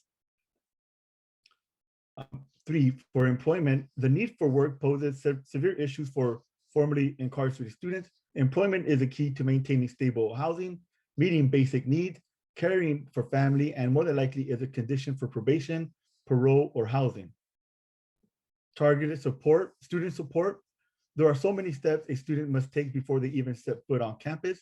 That is why many of our focus group participants suggest that higher education support begins before release while incarcerated. Students urge that support take the form of advising and help with transcripts, registration, financial aid, housing, mental health services, and legal support. As an example of the type of support students need while incarcerated, several male students reference their lack of knowledge about the selective service registration condition for financial aid, requiring men between the ages of 18 to 25 to sign up for selective service. And lastly, campus advisors. Due to their arrest and conviction history, formerly incarcerated students need expert and often legal guidance as they map out their career aspirations. Even after receiving their degree, formerly incarcerated students are not guaranteed employment, especially if their chosen career requires a license certification or clearance. There are more than 50 occupational licensing boards and bureaus in California tasked with granting licensure certifications to more than 200 professions. Existing licensing barriers impact formerly incarcerated students' choices in academic majors and the career field they choose to pursue. And too often, academic and career advisors are unaware of those barriers. Next slide.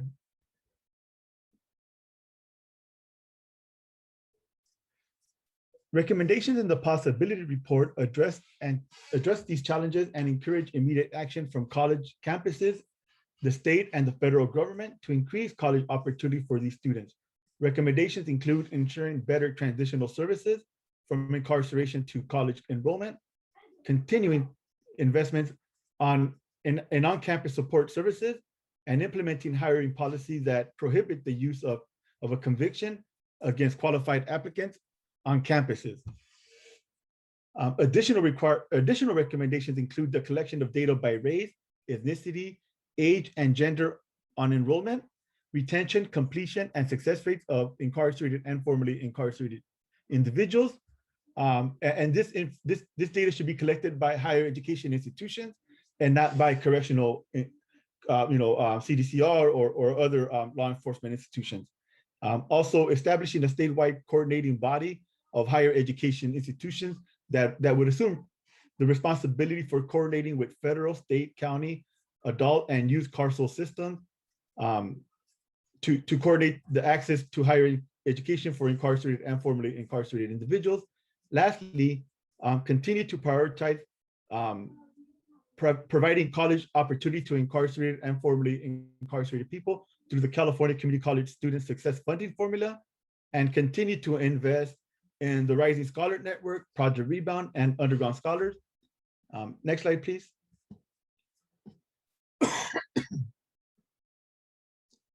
So a number of federal and state policies created the environment in which incarcerated and formerly incarcerated people could access and succeed in higher education while incarcerated or on campus. At the same time, federal and state policies also made the mass incarceration of Black and Latinx people in California and throughout the country possible, right? So as a state, California has a real opportunity to create change for generations of Californians caught up in the carceral system. For far too long, California has overinvested in prisons to address our social issues, but has provided minimal resources or funding to colleges and universities to offer an alternative to incarceration. It is time to change that, and I hope this report builds on the work that so many people have contributed to make college accessible to incarcerated and formerly incarcerated people. In closing, I want to thank once again the focus group participants who were willing to be open and honest about their post-incarceration journey into college. And with that, thank you.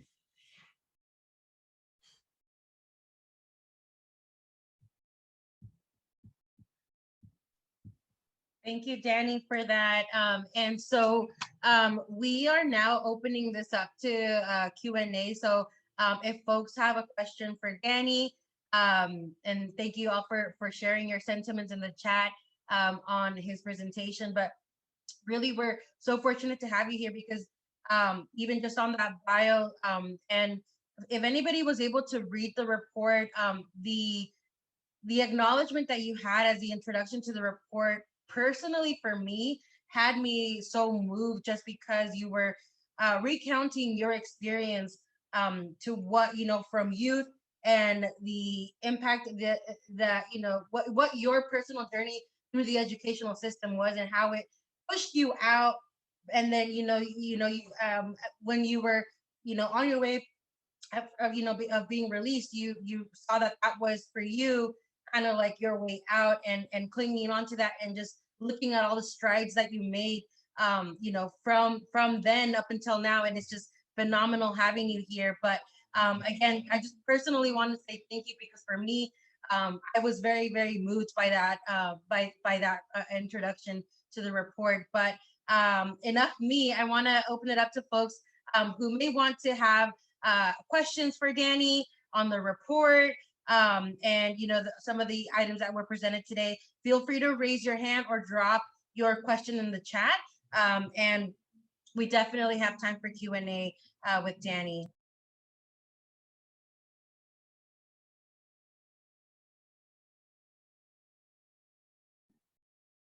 I just want to say thank you.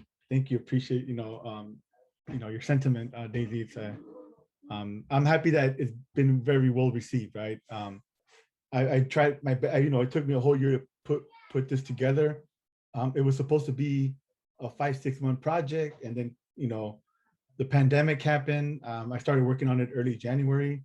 The pandemic happened, and that just kind of put everything, created a lot of personal and professional barriers, and so ended up taking about a whole year. And so currently, right now, I'm just a grad student taking time off, and just trying to get this report out there as much as possible. So I really appreciate the time and the space to be here. I don't usually do evening presentations. I have the earphones on because by 4 o'clock, 5 o'clock, it starts getting ratchet at home. So all the way to about like 1 o'clock in the morning, and so I have to have the earphones on. It's usually early in the morning where I do all my presentations. But anyways, I'm still happy to be here. I was part of the impacted leaders with Initiate Justice. I'm part of the Oakland cohort. I get my years mixed up. I think it was 2019. Yeah.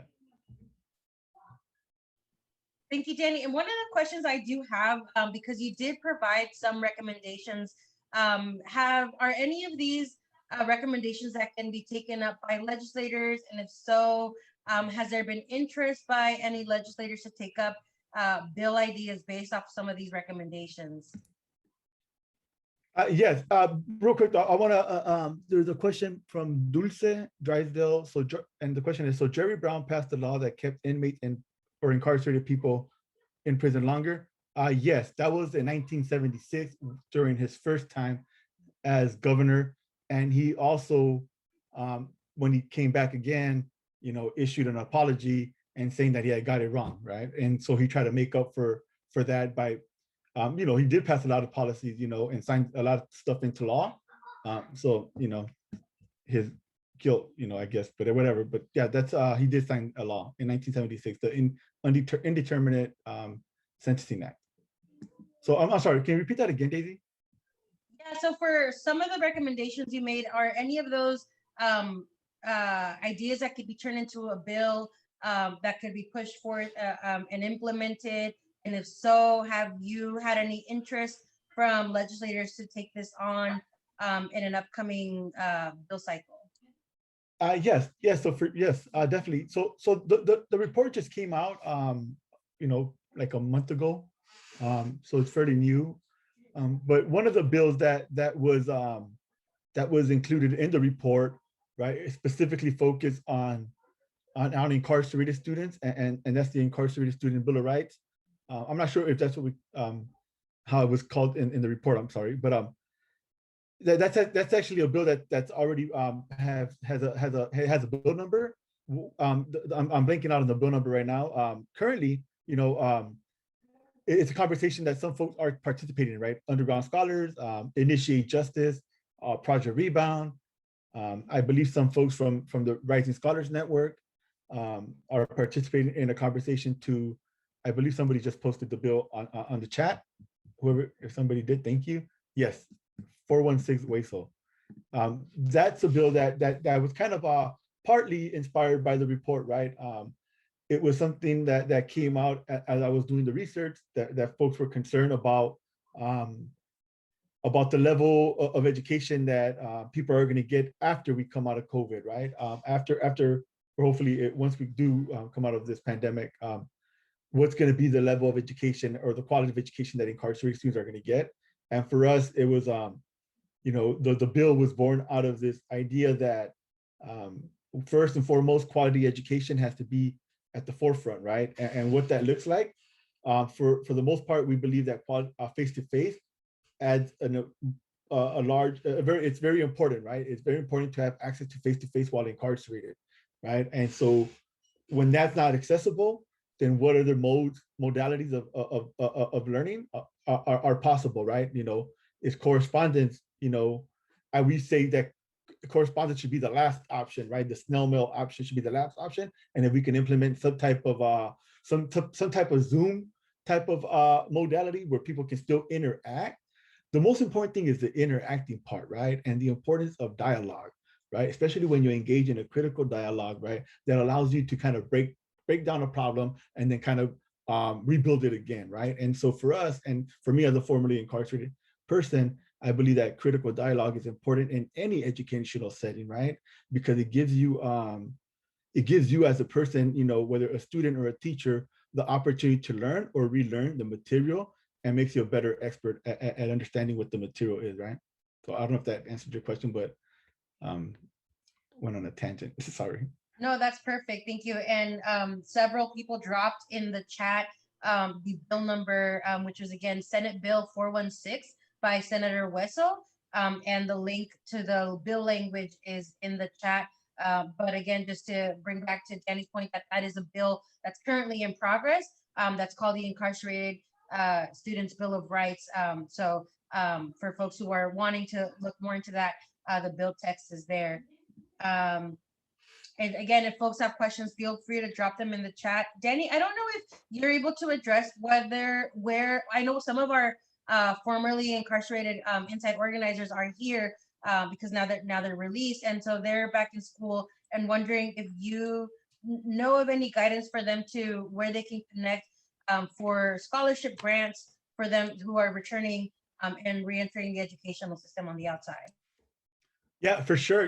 I guess the first thing I would say is if you're formerly incarcerated and you're a student, or we're a student on the inside, or also a graduate, we'd call it an alumni, I would encourage you to send me an email and ask me to add you to the formerly incarcerated student and alumni listserv, right? And I just want to make sure that I'm very clear that this listserv is created for folks that are formerly incarcerated students or graduates, right? So the way you were a student on the inside or a graduate on the inside, or currently a student now, or you graduated while you were on the outside, this listserv is for folks that are of that population, right? We have specific resources that we make available. Now, once you get those resources and want to share them out to your network, feel free to do that.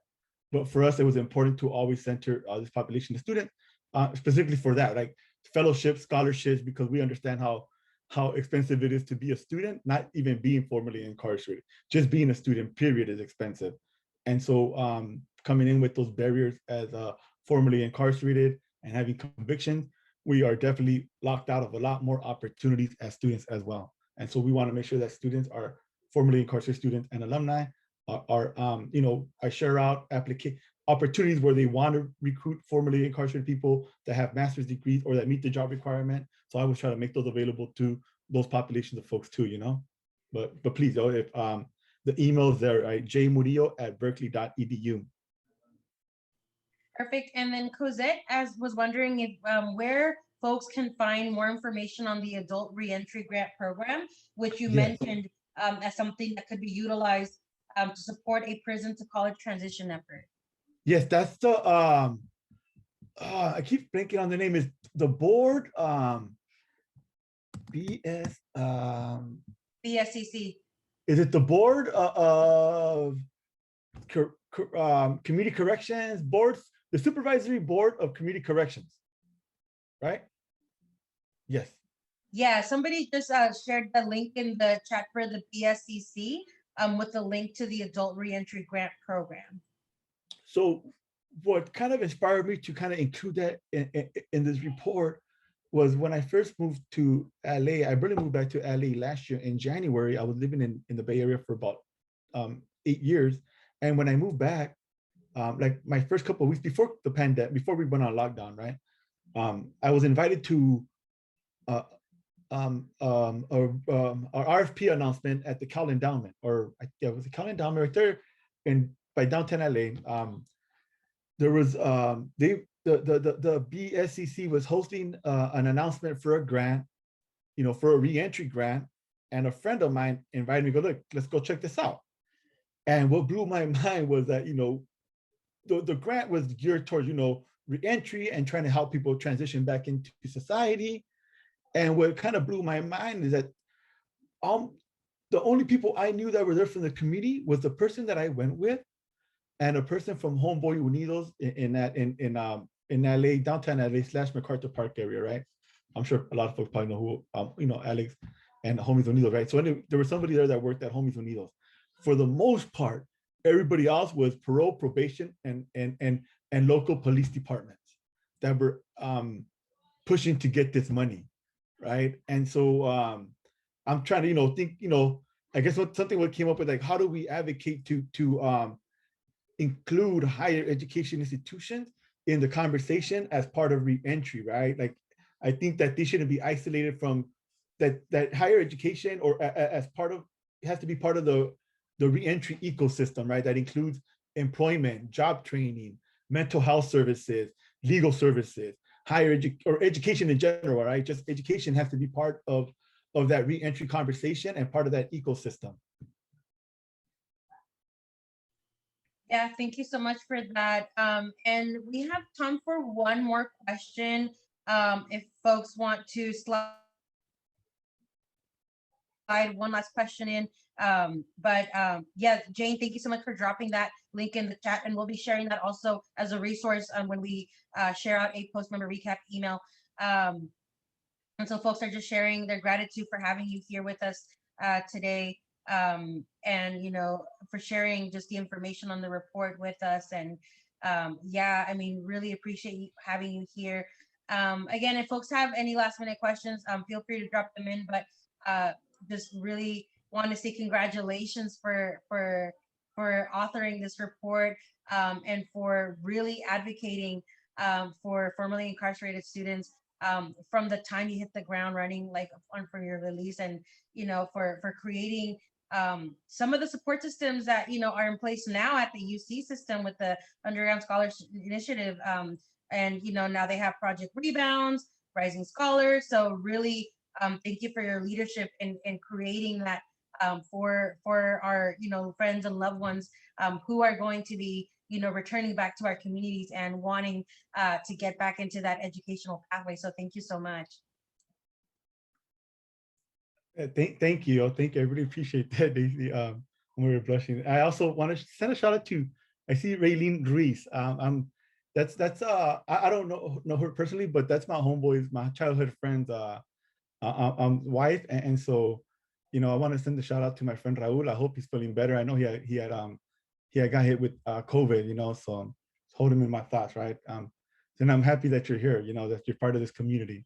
And for me, higher education has played a very important role, right? And not just, it has given me a lot of opportunities for myself, but has given me opportunities to give to other people, right? And most importantly, it is giving me a voice, right? That I can use my voice to advocate, not just for myself, but for other people, and I just, when I advocate for higher education, it's like, I know that it's not everybody's gonna want to pursue higher education, but just know that it's an option, right? And for me, the most important thing is that we have to educate folks and let them know what are all of the options available. Whether a student wants to follow a certificate as an electrician to a law degree, whatever they want to do, that's fine. But as long as they know that those options exist, right? And stop telling formerly incarcerated people what they need to do, and instead give them the tools to be able to make those decisions for themselves. Yes, thank you so much for that, Danny. Folks are asking where they can find you. I know you dropped your email, but if there was any way for them to keep in touch with you via social media, we are on Twitter, Instagram, Facebook, whatever you're comfortable with, feel free to share that with folks, either in the chat or out loud. But again, just thank you so much for being here today and tonight, and for hanging with us during the late night evening hours. For sure. Well, I put my IG, Chicano Scholar Fu. That's my Instagram. I also have within the Instagram, I have my LinkedIn right there. So I have a bunch of other stuff like, my interview with Oprah. But there's a few things that are also part of that I have on my LinkedIn tree to different interviews and stuff that I've done. I have a Twitter, which I don't really use, but I think it's SS Scholar. At SS Scholar. And then I actually just started a new IG, but I haven't really opened it. It's I Love to Eat. So it's called This Foodie Foo. It's about me traveling all over the world, eating different foods, places I've been to: Costa Rica, Mexico City, Cuba, Thailand, so China. So yeah, I just meet, everywhere, just eating. So yeah. Awesome. Well, thank you so much, Danny, for being here. And we'll be sharing out the recording of this for folks who wanted to rewatch that. And again, a link to the report. Danny definitely dropped a lot of facts in the report. There's stats, there's a bunch of key takeaways. So, feel free to look through that and reach out to Danny via email if that's what you're interested in. But thank you so much, Danny, again, for joining us this evening. For sure. Thank you. Have a good night, everybody. Thank you, Danny. Goodbye. So we are going to be closing out the meeting today by introducing our member of the month. So every month we highlight a member who has been a critical part of our work, has just really done extraordinary just work overall to support our mission. I'm actually going to turn it over to Lee, who's going to make that announcement.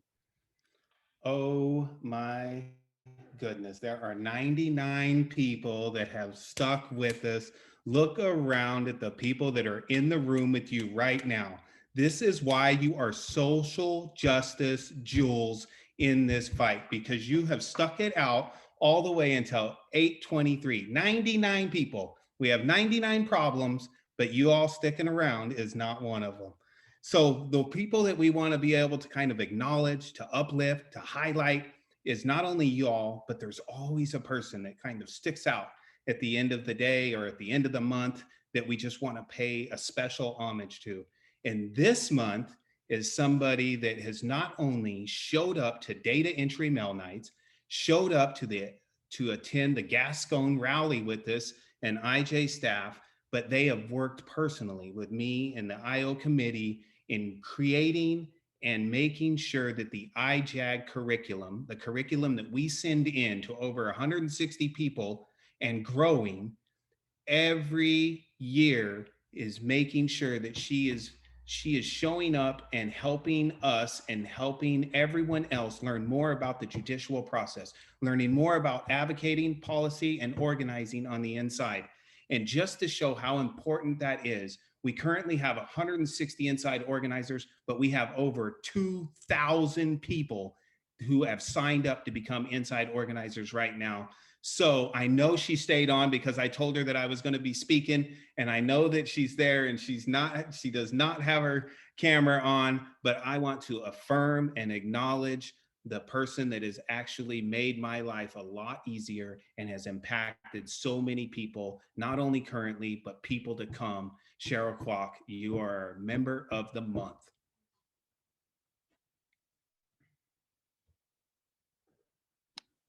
Thank you.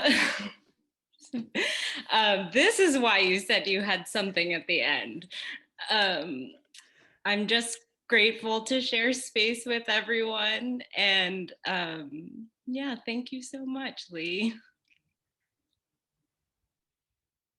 we'll be shipping you a Rolls Royce vehicle in the mail. So be on the lookout for that, Cheryl. But we really appreciate all the contributions you've made to our committees.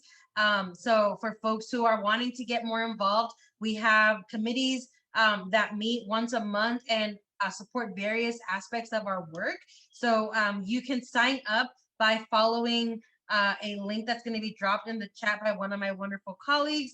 But the first meeting is tomorrow with Lee for Insight Organizing. We also have a calendar of events that we'll be sharing out that sums up what's happening this month. And I'm just going to briefly share my screen so that way y'all can see what that is. But just a sneak peek that this is the calendar of events that we'll be emailing you. And you're able to click on any of these events and it will take you to the RSVP link. That way you can sign up for whatever it is that you're interested. But again, tomorrow is the first committee that will be meeting at 5:30. And you can RSVP via the link that will be dropped in the chat for that. But again, thank you so much, Cheryl, for all of your contributions. And I'm actually going to pass it off to Antoinette, who's going to give closing remarks. And we'll be seeing you all again in a couple of weeks. But Antoinette, feel free to close us out. Thank you, Daisy. Thank you to our speakers. I was super, super excited to have both Danny and Adnan here. Both of the work that they're doing directly impacts my older brothers. So I'm just in such gratitude tonight. So like Daisy said, we have our calendar of events. So there were several meetings that were mentioned tonight, some that are coming up very soon, such as tomorrow. So you can view the calendar of events using the link that I just plugged into the chat. In addition to that, I just wanted to highlight that our inside organizing committee actually meets tomorrow. And I'm going to plug that link here in the chat in a moment as well. So that meeting is tomorrow at 5:30 p.m. And that is with Lee and the wonderful Cheryl, who as well as an all-star of that committee. So if you're looking to join that committee meeting, that is tomorrow. The link is now in the chat for that as well. A few other things I just want to highlight. Our men's healing circle is actually happening on Monday at 6 p.m. So that's another one that you might want to tune into in order to RSVP for that healing circle or any other healing circle. The link is in the chat for that as well. It's bit.ly/IJ Healing RSVP. And then additionally, I did want to plug one last time our data entry night. So like Crystal mentioned, we have over 35,000 inside members, but there are more that need to be inputted into our system. So our data entry night is going to be next Friday, March 12th at 4 p.m. And I just plugged the link to register for that as well. You can find all of these links on the calendar of events that I shared. And then as always, don't forget that we have this meeting, our general membership meeting that's open to the public. Bring a friend, bring your family. That next one is going to be on Wednesday, April 7th at 6:30 p.m. And we will be sharing all of these resources out with each and every one of you as soon as we gather them all into an email. So be on the lookout for an email that has all of the resources that were shared tonight, contact information for our speakers from tonight, and just so much more to make sure that you guys can stay plugged into our work. And I kind of just wanted to highlight and build off of all the information that was shared by Danny. So like he mentioned, higher education has become a pivotal concept for re-entry for many of our formerly incarcerated population. And so just keep in mind that what Initiate Justice is currently doing through our outside membership committee is we're actually looking to build ways to fuel and empower and provide tools to that population, right? To all of our formerly incarcerated people. And with that, we're actually building and finding ways to build relationships with organizations, clubs, and different programs on college campuses, because we do see the importance and the intersection of higher education with re-entry and supporting our formerly incarcerated population. So if you are a part of, familiar with, or connected to any of those clubs or campuses, please let us know in the link that I just dropped, which is just a collaboration form. Let us know who we should be collaborating with to make sure that we're bridging that gap as well. And we're taking part in making sure our formerly incarcerated population has the access to the tools they need, as well as the support to pursue higher education. They know that it's an option and they know that we're here to support them. And as always, we fight for policy. And so we're hosting our spring series of legislative visits. And we do highly encourage you all to get involved. These are group visits. It's a great way for you to get your feet wet with meeting with your representative, whether that's your senator or your assembly member. So we have an interest form that I just plugged there. Let us know if you want to take part in those spring legislative visits. It will be an opportunity for you to not only introduce yourself and the work that you're a part of to your representative, but also for them to get familiar with you. That way, as you're reaching out to let them know that you're supporting our bills this year, they are already familiar with you and they already know what you're coming to talk to them about, and they're already listening. So thank you so much for everyone staying with us tonight through these presentations. I know it's midweek and we keep y'all late, but y'all always hang in there, so we appreciate it. If this is your first meeting, meaning the first membership meeting that you have ever joined for Initiate Justice, please stay on for a couple more minutes. We do have an orientation for our new members, just letting you know a little bit more about who we are, the work that we do, how we do it, and how you can stay involved and become an official outside member with Initiate Justice. And also, at the link that I provided, once more, sign up to join one of our committees, support one of our working committees, and stay connected to this work. We appreciate all of you so gratefully, and we look forward to seeing y'all again through the month and next month. Thank you. You're welcome. Bye.